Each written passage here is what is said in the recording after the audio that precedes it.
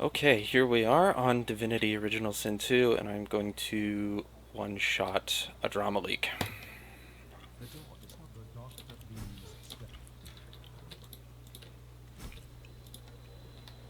You are in the books?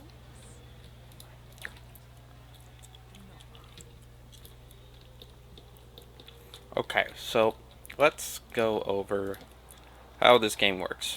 This is an RPG with a turn-based combat style, which means that you will do a series of actions, make a series of attacks or movements in a turn, and then the other characters in the fight will do the same.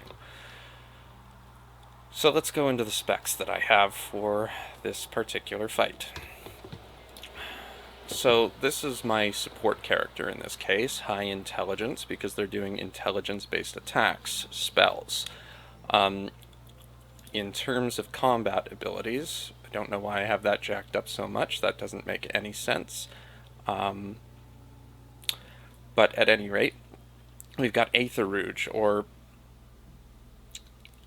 air-based magic. So that'll include hurricanes, lightning, and we've got a lot of Hydrosophist, which is water-based magic. So freezing people, making things wet, and healing abilities, as it turns out, are also put on this.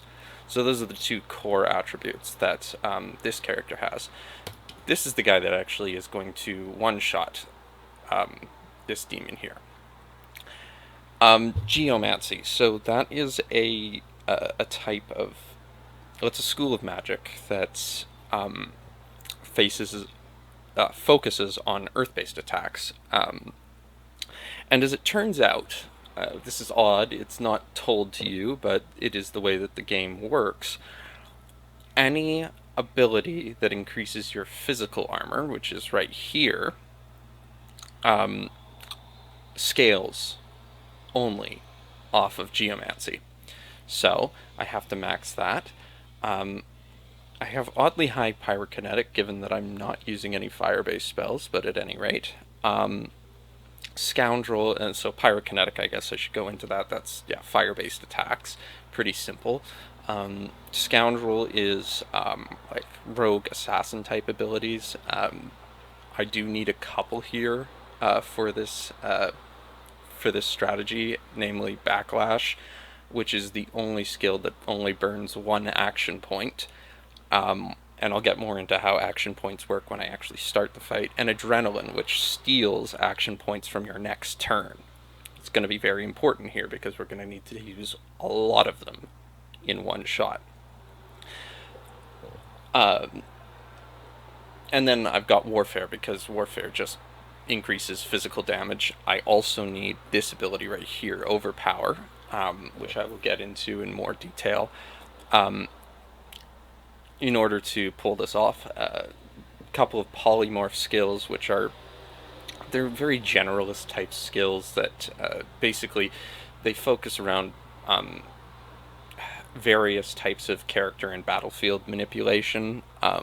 Important ones in this case is Heart of Steel, which increases physical armor, and more on why that's going to be super important later. Skin Graft, which resets all of the cooldowns, because all of these abilities come with cooldowns that have to be replenished over a series of turns. Forced Exchange, which is going to be fun, and I will show you later. And then I threw a couple of Geomancy skills on because I already have high Geomancy, namely Reactive Armor, which scales directly off of your physical armor. And because we are going to be sending our physical armor to the moon using various skills in order to pull this off, it's going to do a lot of damage. Another ability that scales off of physical armor is Bouncing Shield, which already does a ton of damage. This is a stupid number on a shield because of how high our physical armor currently is. So let's get into this. You will note that this character's bar here is fully red, and this is empty. That's right, this character has 1 health. 1. Basically dead. There is a reason for that, and we will go into it. So I'm going to pull up my characters here. That, by the way, is the demon in question, all of these people that you see around here are possessed by him, and they will try to fight us. They aren't as scary. See, this is how messed up this guy is. He's just got rooms full of blood and, yeah, very evil demon is the point. So, first thing we're going to do is come over here and cast a spell from the necromancy branch. Necromancy being like, their undead skills, they manipulate death and blood, very, very dark magic, but the point is, we need them here. So, I'm ready here, I can see him, I've got my support character able to cast a lightning spell on him, which is going to trigger him into fighting us. So, the first thing we are going to do is, and this has to be done very quickly, we are going to take our character here, and we are going to cast, actually we're going to position, no, he'll be visible, this is fine. We're going to cast Living on the Edge. It is an ability that basically means you can't be reduced, well, literally it means you can't be reduced below 1 hit point. This is very important because we're basically dead, and any actual damage we take is going to kill us. So this is the part that goes quickly. Here's what I'm going to do. I'm going to cast it on this guy who's almost dead, and I'm going to immediately select my other character, cast this, and initiate the combat. I got it. Okay, so he's got this character. The combat initiated while we were still at 2 turns on this, which means that he will not be able to be killed until he's completed everything he needs to do to kill this guy. So I'm going to take my support character, who has slightly higher initiative, i.e. he gets to go first. I'm going to walk him over here. And so this is the part where I will explain how turns work. You've got these beads down here. These are your action points. Okay, that's the amount of things you can do in a turn. Walking 10 meters, in this case, will consume 2 action points. I'm currently at 6. So now I'm down to 4, because I walked over here. What this does is it means that I can actually see this guy, the doctor, the devil, Adramalihk. I'm going to cast teleport on him, so I've selected him, and I'm going to plop him right beside Fane here, who is the one who's going to be killing him. So, he's moved over here. That's just some reflected damage. That happens from time to time, depending on the what's going on with the other character. Rather, Adramalihk, he's got an ability that allows him to do that. My next thing that I'm going to do is take Haste. Haste increases, gives extra action points to a character who is hasted for 2 turns. 1 extra action point each turn, and because action points are so important, we use it. So,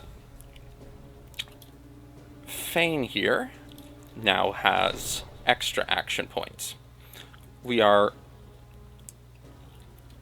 going to end our turn there. Adramalihk's going to do his thing. Oh shit, now you can see he's the devil. Very unpleasant individual. He decided not to do anything. Sometimes he'll go and take his turn and do a bunch of damage. He didn't do it this time. So here's the combo. We've still got our Living on the Edge death resist, which is, again, very important. So, we are currently at 7,672 armor. Adramalihk has 11,000. We need to beat his armor out. So we're going to cast a couple of abilities that will allow us to do that. 1. Heart of Steel. We're now up at 9,500. Still not high enough. Fortify. It's another armor booster.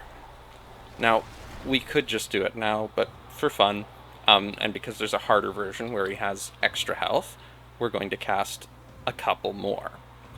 We're going to cast Deflective Barrier, which has now gotten it up to 14,000. And then we're going to cast Time Warp. So there's actually 2 types of skills that take points in this game. well, there's two types of points you have. So one is our action points, which I've been burning. These are these dots. There's another called source. These unlock your very special and powerful skills.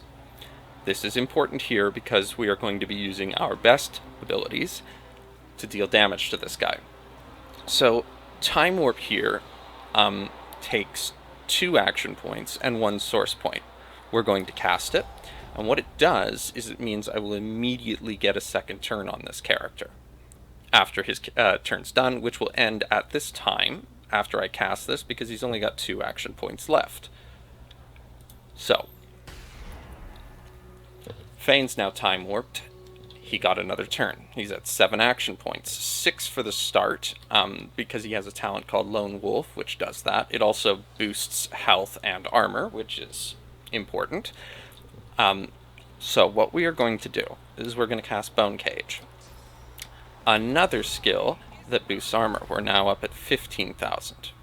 Okay, that is all of our skills that boost armor, and we will pop a physical armor potion, which gets us up to 16,000. It could have gotten to 17,000, but that was only a small armor potion.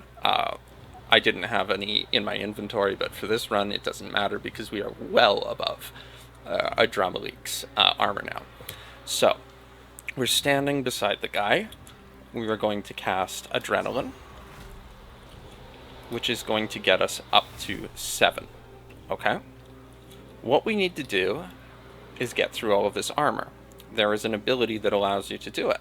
Overpower.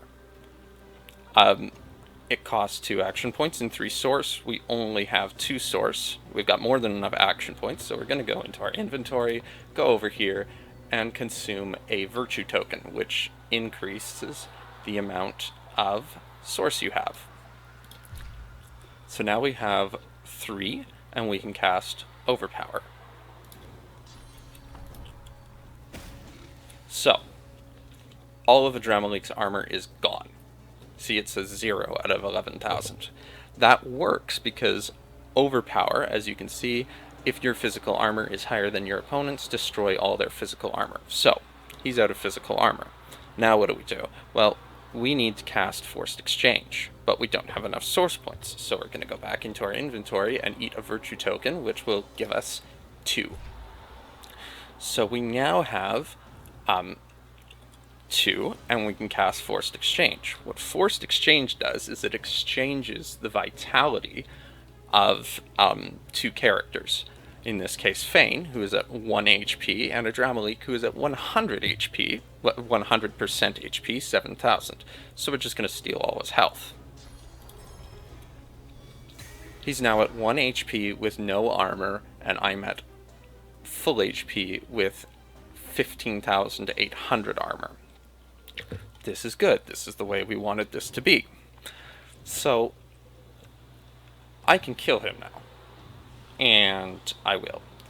I will use Backlash, which only costs 1 action point and does a small amount of physical damage, but that's all we need because, again, he is at 1 HP.